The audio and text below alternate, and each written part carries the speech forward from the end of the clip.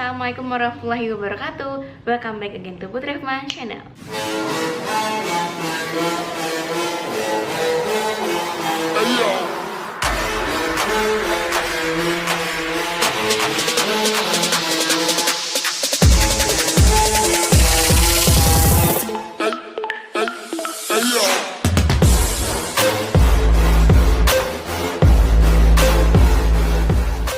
Jadi di video kali ini Putri mau ngomongin tentang memaafkan, minta maaf atau memaafkan. Kalau kalian salah ya kalian minta maaf.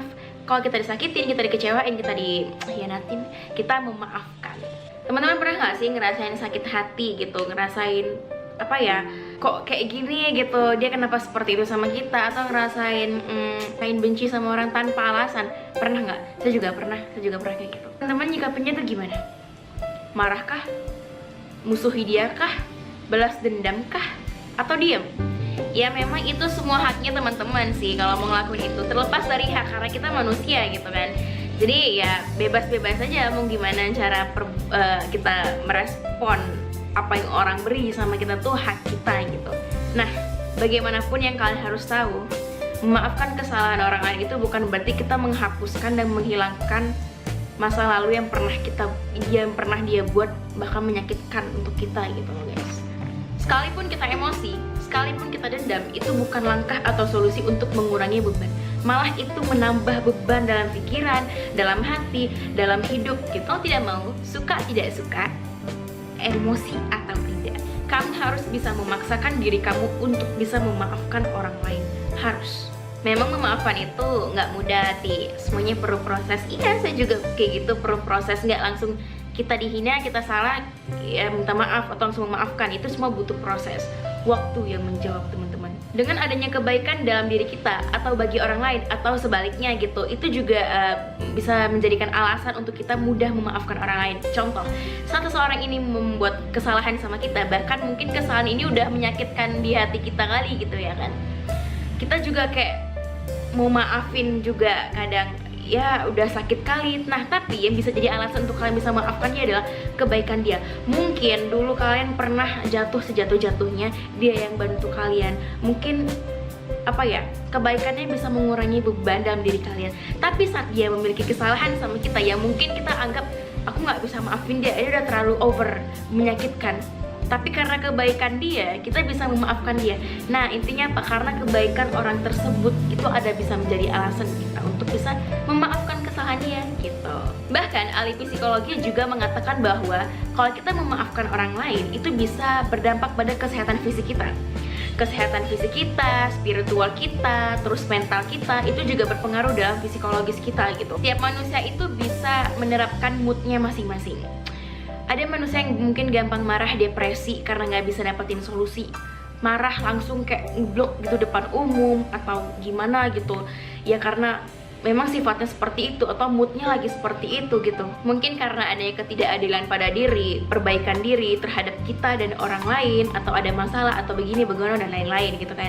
Terus gimana kita bisa paham supaya hati kita tuh mudah untuk bisa memaafkan orang lain? Walaupun terkadang kita ngerasa ini orang kagak pernah sadar kesalahannya gitu. Caranya adalah doa. Kenapa harus doa?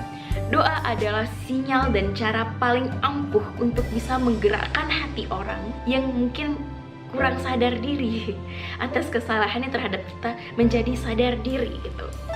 Doa itu disaksikan oleh para malaikat, doa itu didengar oleh para malaikat, ditampung sama Allah.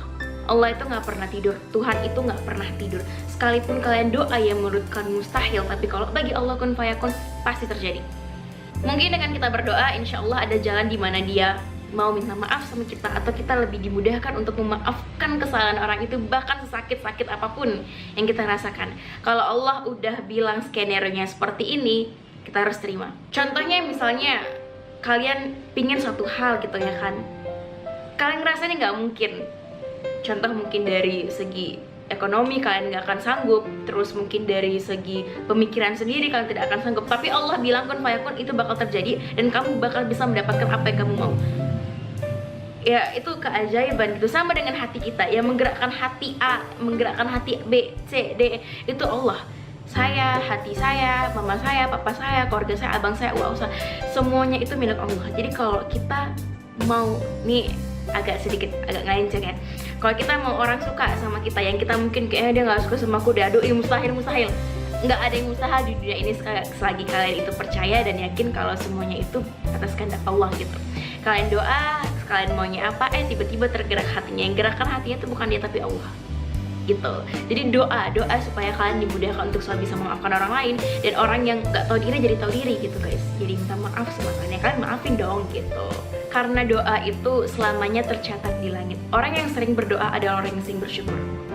Even terkadang doa kita itu kita ngerasa nggak akan dijabah sama Allah, tapi kalau kita ikhlas, kita mintanya ikhlas dan kita yakin suatu saat nanti bakal indah pada waktunya. Kalau kita memaafkan orang lain, hal ini bukan hanya terlepas dari kesalahan dia, tapi membuat kita menjadi orang yang lebih bersyukur terhadap diri kita. Kita diberikan kelapangan hati dalam memudahkan untuk bisa memaafkan orang lain gitu. Apa ya, bicara memaafkan ini bukan hal yang sepele. Mungkin bagi orang sepele gitu, bagi kita enggak. Ntar aja deh minta maafnya, ntar juga ketemu, ya udah ntar aja, malas banget sih, aduh gengsi banget deh gitu. Iya kalau ketemu, kalau 1 menit kemudian entar Tuhan cabut nyawa dia, Tuhan cabut nyawa kita, mau bilang apa? Kita nggak bisa bilang apa-apa. Bahkan hati kita pun nggak bisa ngomong dan berkutip lagi. Masih ada kata pakai entar. Jadi kalau kita salah sama orang, segera minta maaf. Kita disakitin sama orang, segera memaafkan sebelum dia mengatakan minta maaf. Kalau kalian minta maaf sama orang karena kesalahan kalian dicap adalah orang yang memiliki jiwa yang besar. Begitu juga kalau kalian memaafkan orang sebelum dia minta maaf. Kalau teman-teman udah siap memaafkan kesalahan orang lain yang bahkan mungkin dia pernah broke your heart, tapi yang harus diingat adalah apapun dan bagaimanapun luka perihmu berkembang, bahkan menyiksamu, tapi cobalah untuk terus memaafkan dan mengerti keadaan, dan teruslah berjuang untuk demi kebaikannya gitu. Jadi kalau ada orang yang salah sama kita doain terus, ya Allah berikan dia hidayah supaya dia bisa menyadari kesalahannya, dan aku juga diberikan kelapangan hati untuk bisa memaafkan orang lain gitu.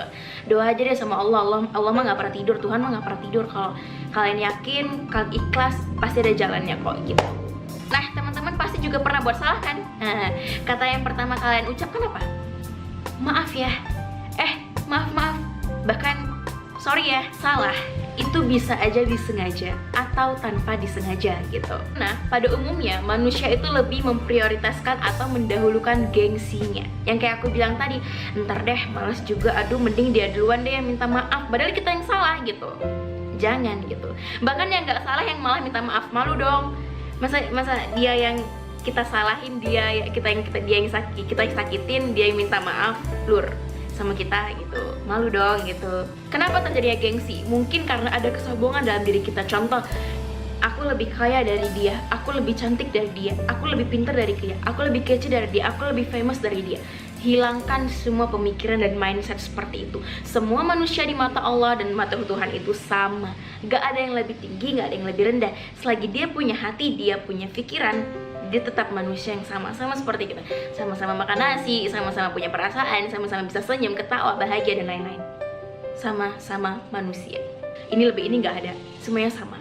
Jangan dijadikan kesalahan orang lain itu sebagai patokan gengsimu, patokan apa yang kamu miliki, patokan apa yang bisa menjadikan alasan aku nggak harus minta maaf duluan sama dia, atau aku harus nggak memaafkan dia. Enggak. Semua manusia sama. Ayolah, jadi manusia yang bisa memaafkan orang lain. Kalau Tuhan aja yang udah maha sempurna, zat yang maha sempurna, bisa memaafkan seluruh dosa hambanya, mengampuni semua kesalahan hambanya, kenapa kita yang sama sekali bukan jadi manusia yang sempurna nggak bisa memaafkan sesama makhluk Allah, sesama manusia gitu. Bahkan kita sering doa, ya Allah ampuni dosaku, yang sering jahat, yang sering melalaikan ibadahmu. Nah, berarti kan kita bukan manusia yang sempurna, kita punya kesalahan, berarti kita minta maaf juga sama Allah. Selagi manusia itu minta sama Tuhannya, berarti dia belum sempurna jadi manusia, karena dia belum ada apa-apanya kalau bukan karena Tuhannya gitu loh. Jadi kaya, cantik, ini kepintaran, ini semua kesombongan itu tuh jangan jadikan alasan untuk siapa duluan yang memulai, siapa duluan juga yang memberi gitu. Jangan gitu. Tuhan aja yang punya segalanya, seisi dunia. Ronaldo bisa beli pulau untuk apa ya, menghindari corona aja itu pula punya Tuhan. Itu ya ampun, ini seluruh dunia ini punya Tuhan gitu loh. Kalau dia bisa, kita yang bukan siapa-siapa, bukan nabi, bukan apapun itu, kenapa nggak bisa? Kalian ingat gak cerita Nabi Adam yang keluar dari surga? Ya kan, dia nabi tapi pernah punya kesalahan. Dia nabi punya kesalahan. Terus kita yang bukan nabi, bukan siapa-siapa, cuma manusia biasa, pasti punya kesalahan. Sadari itu dan minta maaf langsung. Kalau kita salah sama Tuhan, kita minta maaf sama Tuhan. Okay. Makanya kalau memaafkan itu juga harus diiringi dengan kata sabar. Pernah dengar hadis innallaha ma'as sabirin? Sesungguhnya Allah bersama orang-orang yang sabar. Artinya bersama orang-orang sabar itu Allah memberikan pujian, Allah lindungin dia karena dia sabar. Rezeki itu enggak langsung kita buat datang, enggak, semuanya butuh proses. Sama dengan memaafkan dan minta maaf, pasti butuh proses. Tapi jangan pernah ada sombong, jangan pernah ada gengsi, itu ajanya ya kan. Semakin tinggi kesabaran seseorang, maka semakin kuat dan tegar pun dia menghadapi segala apapun masalah yang ada dalam hidupnya. Percaya atau enggak, itu benar-benar terjadi dalam hidup kalian. Contoh nih, di area pertemanan aja, kalian suka pertemanan, keluarga, atau siapapun di sosial gitu, kan suka ngeliat orang tiba-tiba emosi secara langsung, depresi secara langsung karena nggak blur, depresi secara langsung karena nggak bisa dapetin solusi, nggak bisa dapetin jalan keluar karena adanya masalah gitu. Ya itu karena dia tidak menyadari kesalahan dia mungkin, atau ada unek-unek di hati yang nggak akan mungkin apa ya bisa dikendalikannya gitu. Juga bisa depresi karena nggak bisa tenang, nggak bisa calm down gitu, dan mungkin ujung-ujungnya bisa gila. Jadi tetap jadi manusia yang sabar. Memaafkan atau minta maaf itu bukan hal yang sepele.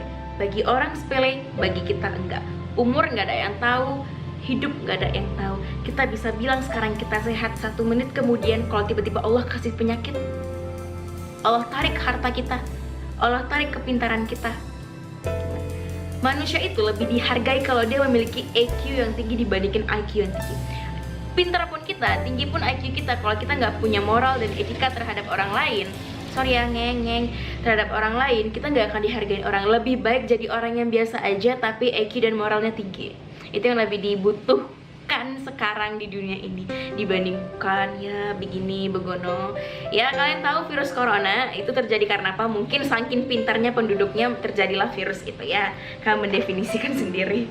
Ya, tapi kalau kita ikhlas memaafkan orang lain, ya insya Allah kita dapat memaafkannya dengan hati yang baik, dengan hati yang tulus, berlapang dadalah untuk bisa memaafkannya. Dan kalau kita juga ikhlas untuk minta maaf sama orang tersebut, insya Allah akan dapat tersampaikan secara langsung dengan dia, dan insya Allah juga dia bakal memaafkan kita. Tenang aja kok, kalau kita salah, kita jangan pernah ngerasa makin bersalah gitu.